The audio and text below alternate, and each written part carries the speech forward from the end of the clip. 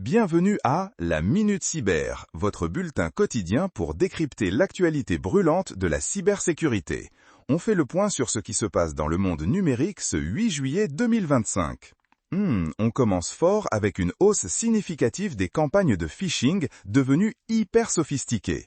Les télétravailleurs sont particulièrement visés avec des mails de plus en plus crédibles qui imitent nos services habituels.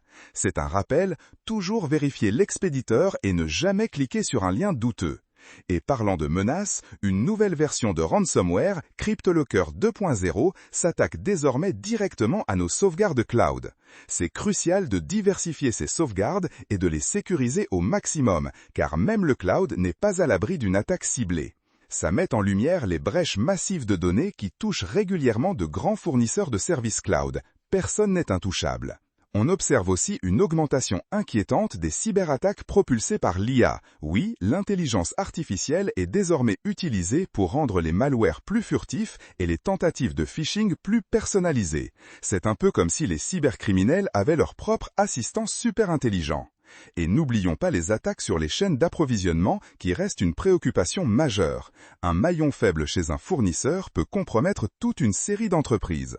C'est la preuve que la sécurité est une affaire collective. Parlons solutions. Une vulnérabilité critique a été découverte dans un système d'exploitation très répandu. Le message est clair, mettez vos systèmes à jour. Les correctifs existent pour une raison.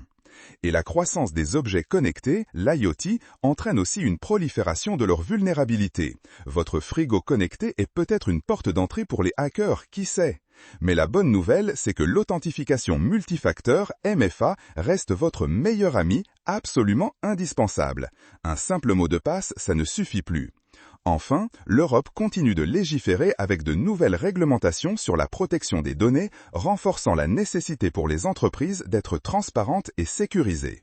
Voilà, c'est tout pour cette Minute Cyber. Restez vigilants, continuez à vous informer et surtout protégez vos données. On se retrouve dans 1 heure pour un nouveau bulletin. À très vite!